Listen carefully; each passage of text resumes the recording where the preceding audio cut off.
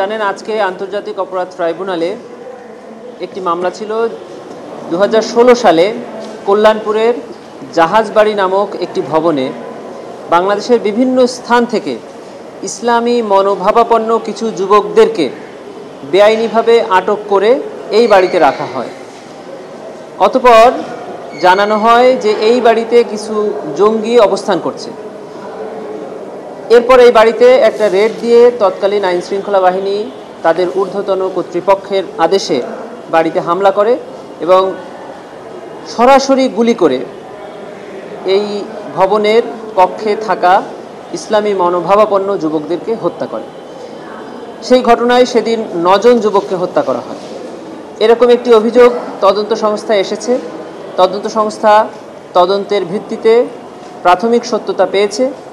শুধু এই জায়গায় নয়, বাংলাদেশের বহু জায়গায় এভাবে জঙ্গি নাটক সাজিয়ে ইসলামী মনোভাবাপন্ন যুবকদেরকে হত্যা করা হয়েছে। ইসলামকে এক ধরনের ফোবিয়া মানে ভীতিকর ধর্ম হিসাবে মানুষের কাছে উপস্থাপন করা হয়েছে।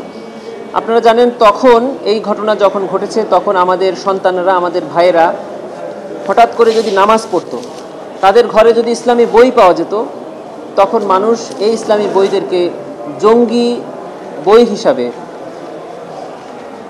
ট্রিট করা হতো। সেই সকল ঘটনায় প্রাথমিক তদন্তে সত্যতা পাওয়ায় আন্তর্জাতিক অপরাধ ট্রাইব্যুনালে একটি প্রোডাকশন ওয়ারেন্টের আবেদন করা হয় তদন্ত সংস্থার পক্ষ থেকে। সেই আবেদনের প্রেক্ষিতে AKM শহীদুল হক তৎকালীন আইজিপি, তৎকালীন ডিএমপি কমিশনার আসাদুজ্জামান এবং তৎকালীন এসি জসিমউদ্দিন মোল্লা, এই 3 জনকে আজকে ট্রাইব্যুনালে হাজির করা হয়েছিল। আজকে ট্রাইব্যুনালে তদন্ত প্রতিবেদন দাখিলের দিন ধার্য ছিল। তদন্ত সংস্থার পক্ষ থেকে 2 মাস সময় চাওয়া হয়েছে। মাননীয় ট্রাইব্যুনাল 2 মাস সময় মঞ্জুর করে 2 মাস পরে মামলার নির্ধারিত তারিখ ধার্য করেছে। তাদেরকে এই মামলার তদন্তের অগ্রগতির জন্য জিজ্ঞাসাবাদের আবেদন তদন্ত সংস্থা থেকে করা হয়েছিল। সেই আবেদনও মঞ্জুর হয়েছে। এই 3 জন আসামিকে আগামী মাসের 25, 27 এবং 29 মে এই 3 দিন তদন্ত সংস্থার তত্ত্বাবধানে জিজ্ঞাসাবাদ করা হবে। এই ছিল আজকে আমাদের ট্রাইব্যুনাল। যে তদন্তে প্রাপ্ত তথ্য আমরা জানি না বা আপনাদের কাছে প্রকাশ করার মতো নয়, এটি তদন্ত সংস্থা জানে। তবে নিশ্চয়ই এমন কোনো তথ্য পেয়েছেন যার কারণে তাদের পুনরায় জিজ্ঞাসাবাদের প্রয়োজন হয়েছে বলেই তাদেরকে পুনরায় জিজ্ঞাসাবাদ করার জন্য আবেদন করা হয়েছে।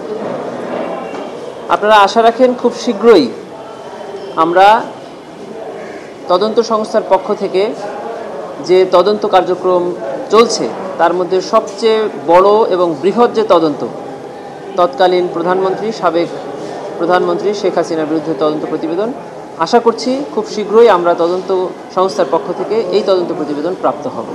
সে প্রচেষ্টায় তদন্ত সংস্থার প্রত্যেকটি তদন্তকারী কর্মকর্তা এবং প্রসিকিউটরসরা দিন রাত কাজ করে যাচ্ছেন এই জাতিকে একটি ন্যায় বিচার উপহার দেওয়ার জন্য। আজকে ট্রাইব্যুনালে বেশ কয়েকটি পুরানো মামলা ছিল। 1971 সালে মুক্তিযুদ্ধের সময় সংঘটিত অপরাধের অভিযোগে যে মামলাগুলো ট্রাইব্যুনালে ইতিপূর্বে চলমান রয়েছে তার কয়েকটি মামলা ছিল। আপনারা জানেন সেই সকল মামলায় সাক্ষ্যগত এবং তথ্যগত অনেক ত্রুটি ছিল এবং আমরা 24 সালে এই ট্রাইব্যুনালের প্রসিকিউশনে নিযুক্ত হওয়ার পরে পূর্ববর্তী প্রসিকিউটরদের পক্ষ থেকে কোনো ফাইল আমরা বুঝে পাইনি। ওনারা ট্রাইব্যুনালে আসার আগেই যার যার অবস্থান থেকে পদত্যাগপত্র পাঠিয়ে দিয়েছেন। এজন্য আমরা এখনও এই ফাইলগুলো গোচর করতে পারিনি। তদন্ত সংস্থারও আমূল পরিবর্তন হয়েছে। পুরানো তদন্তকারী কর্মকর্তার পরিবর্তে সব নতুন তদন্তকারী কর্মকর্তা নিযুক্ত করা হয়েছে। আগের যাদের সাক্ষী ছিল, যে ঘটনাগুলো ছিল, সে সকল ঘটনায় যারা তদন্ত করেছেন, যাদের সাথে সাক্ষীর পরিচয় ছিল, তাদের কোনো তদন্তকারী কর্মকর্তাই এখন আর আমাদের এখানে কাজ করছেন না। যার কারণে ওই সাক্ষীদের সাথে আমাদের নতুন তদন্তকারী কর্মকর্তার এখনও পর্যন্ত কোনো যোগাযোগ হয়নি বা এটা হওয়াটাও একটু সময় সাপেক্ষ।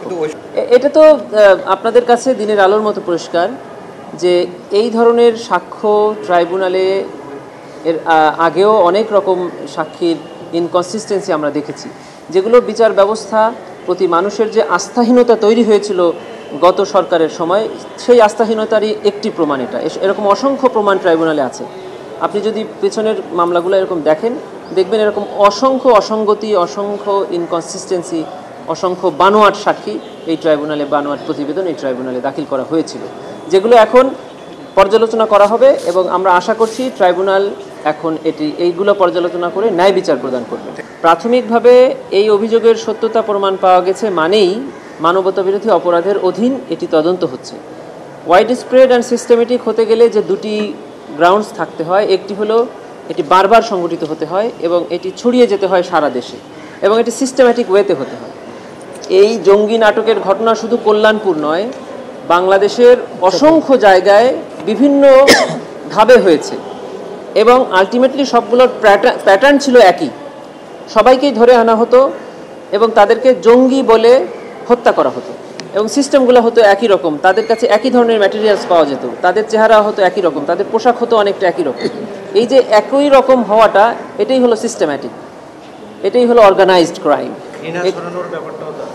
এ কারণেই এটা কি মানবতাবিরোধী অপরাধ বলছি আমরা। সাথে সাথে যিনি আপনি বললেন যে এই কার্যক্রমের মাধ্যমে একটা ইসলামোফোবিয়া তৈরি করা হয়েছিল এই সমাজে, ইসলামকে বা ইসলামী মনোভাবাপন্ন ব্যক্তিদেরকে একটি ইসলামের শত্রু অথবা এই সমাজে বসবাসকারী মানুষদের শত্রু হিসাবে প্রতীয়মান করার জন্য এই ধরনের নাটক সাজানো হয়েছিল তৎকালীন সময়ে। সেগুলাই এখন বিচার হচ্ছে এবং সেগুলো অবশ্যই মানবতাবিরোধী অপরাধ হিসাবে গণ্য।